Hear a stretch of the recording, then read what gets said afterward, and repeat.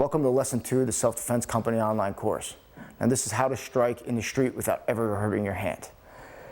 In the real world, we don't wear gloves, we don't wear wraps. I know a lot of people advocate punching and they train in self-defense methods, and I see them wearing hand wraps.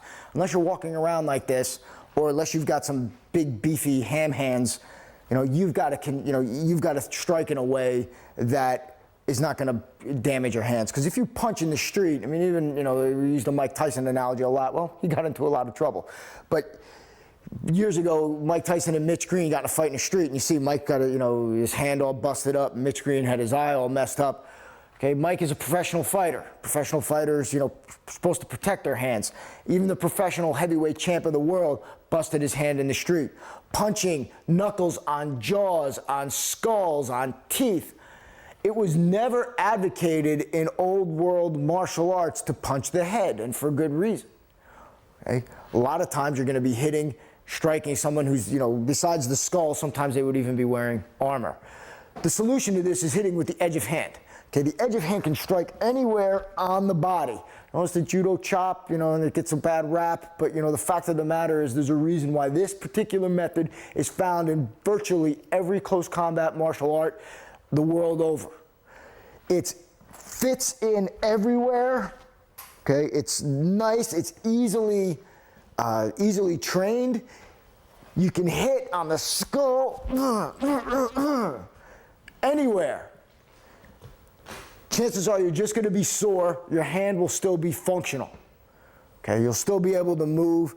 The chance of, you may, dislocate, hey, heck, it's a fight. There are no guarantees. You may dislocate a finger, but in reality, it really doesn't happen. Also, it provides a certain amount of cover. When you're fighting, you won't have time to, he throws a punch, to do a block, to do anything like that. It's nonsense, okay? It's a fantasy. So what happens is, in reality, what you're telling me is he's going to throw a technique, and I'm going to, at some point in time, I'm going to say, okay, I'm ready, here it is, and I block it.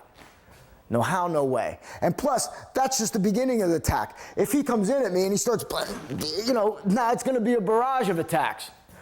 So we take care of that in the self-defense training system, 2 birds with 1 stone. Okay, so he moves in, bang, bang, bang. I stay covered, I keep hacking, and I keep driving him in. Now, converse to that, with the edge of hand, is the heel of hand. So edge of hand, and then heel of hand. Where the edge of hand doesn't work, the heel of hand provides the range.